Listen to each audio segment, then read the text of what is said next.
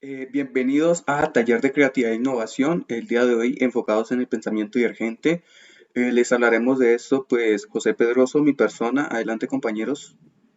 Mi nombre es Laura Valentina Becerra Holguín. Mi nombre es Juan Felipe Rolguín. Y el mío es Andrés Giovanni Meneses. Bueno, el día de hoy vamos pues a darle una pequeña contextualización antes de empezar con la presentación. Lectura. ¿Cómo se mide la altura de un edificio con un barómetro? Esa es una incógnita que nos plantea un profesor en un examen de física, en el cual el estudiante, al no ser capaz de responderla en mucho tiempo, el profesor se le acerca y le pregunta de que qué es lo que pasa. El estudiante responde de que tiene demasiadas respuestas a la pregunta. El profesor le dice que por favor le diga cuáles son. El estudiante comienza mencionando que el tirar una cuerda con el barómetro atado y luego medir la longitud de la cuerda es una buena manera. También plantea el utilizar la sombra del edificio y la sombra de un barómetro para medir la altura del edificio. Plantea utilizar la fórmula de la caída libre, dejando caer el barómetro desde la cima del edificio para calcular la altura. También plantea un intercambio con el vigilante en el cual él le otorga el barómetro y el vigilante le otorga la altura del edificio. El profesor le dice de que ninguna de esas soluciones es la que él esperaba, pues el profesor pensaba que él iba a utilizar el barómetro para medir la presión de la planta de arriba y la presión de la planta de abajo. Ok, continuemos. La primera pregunta es, al enfrentar un problema, ¿qué poder tiene buscar nuevos caminos? La importancia de buscar nuevos caminos a la hora de la resolución de un problema es tener la capacidad de solucionarlo de manera diferente y eficaz. El pensamiento divergente y crítico es algo sumamente esencial en nuestra carrera. Es algo que tenemos que tener en cuenta a la hora de ejercer nuestra profesión. Un ejemplo de ello podría ser el mejorar las soluciones planteadas ante un problema o simplemente ofrecer una solución nueva. Esto lo podemos ver a la hora de la conceptualización de una idea, ¿cierto? Al tener el diseño de una idea debemos tener en cuenta la simpleza de su diseño y la economía. Bueno, continuemos. La pregunta 2 dice, ¿por qué creen que el estudiante respondió como respondió?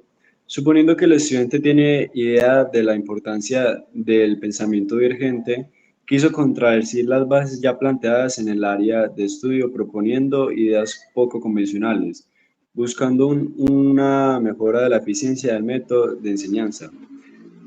Al contextualizar la pregunta, podemos saber que el joven siempre ha sabido cómo resolver ese problema utilizando el barómetro, pero él quiso llevar la respuesta de una manera más poco convencional o ortodoxa de lo que él ha aprendido en las clases. Ok, continuemos con la tercera pregunta que nos plantea lo siguiente. ¿Cuáles alternativas le parecieron más interesantes y por qué?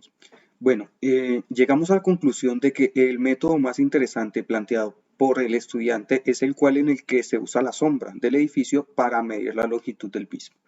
Lo consideramos una forma más práctica de realizar la medición sin necesidad de un equipo y un procedimiento avanzado.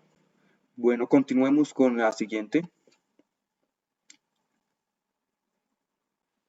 Listo. Importancia de los requerimientos y análisis alternativas. La primera metodología es la caída libre. Lo positivo de esta es el poco funcionamiento y poco convencional, lo que le brinda un toque de creatividad a la solución. Lo Esto negativo de este método es que es un método en el cual se tienen que tomar en cuenta demasiadas variables, tales como el tiempo, la distancia y la aceleración.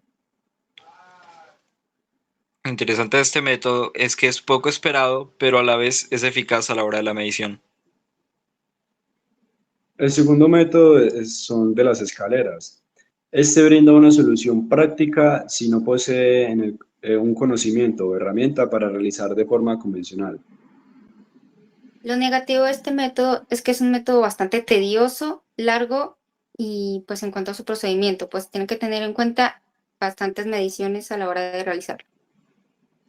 Lo interesante de este método es que no requiere un conocimiento avanzado ni herramientas complejas para poder utilizarlo.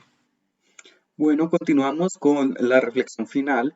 En esta reflexión, pues, como reflexión final, podríamos diferir que el estudiante nos enseña que no solamente tenemos que basarnos en el pensamiento convergente para la solución de problemas, sino que podemos desarrollar nuestro pensamiento divergente para hallar muchas formas de ver una situación, para así lograr una mejor forma de solucionar el inconveniente o problema.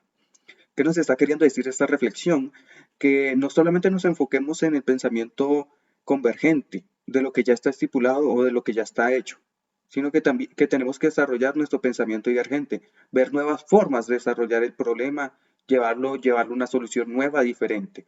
Entonces, pues esa sería nuestra reflexión final y espero que les haya gustado. Muchas gracias por estar aquí hasta el final. Espero que sea de su agrado esta presentación.